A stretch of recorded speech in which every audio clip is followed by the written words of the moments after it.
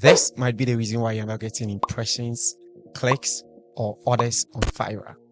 Let me explain. If you're watching this video, there is a possibility that I've not gotten a gig in like a week, a month, or let's say even months. And that is so relatable because recently I was also there. But this was actually what was happening. My gigs were set to inactive by Fiverr.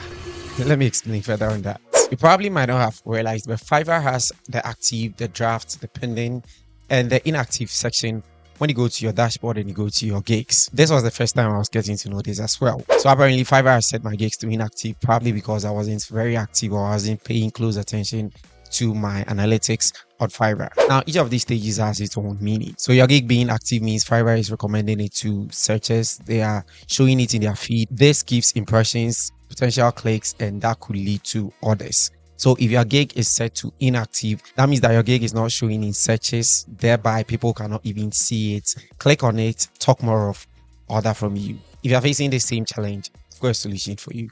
So what you need to do is go to your Fiverr dashboard and go to your gigs. Pay close attention to where it says active, draft, pending, and all those things that is listed over there. Check the inactive session. If your gig has been moved to the inactive session, it means it's not getting shown. So you need to set it back to active. So you select the gig and you're going to toggle the squared box around it and you're going to set it to active. Now, once you do this, it has to show in the active session instead of the inactive session. And then your gig will be active again and it can start showing up in searches and getting potential clicks, which can lead to orders. Now, here's one thing that you can take out from this video. It appeared that I didn't pay close attention to what was happening on my Fiverr, and Fiverr decided to punish me for that. So if you're a freelancer, you need to be paying attention to some of these things. Your analytics, how your gigs are performing, and some of these things like we do to our social media and other things like my YouTube studio, for instance. Okay, so you pay close attention to this and you make sure that some of these things are not happening to you. Let me know in the comment section if this was helpful, and let me know if you want more Fiverr tips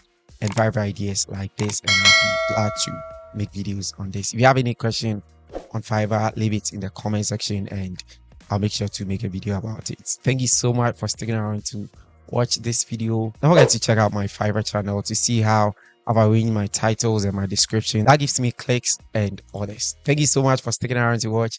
See you guys in the next video. It's Innocent here and bye.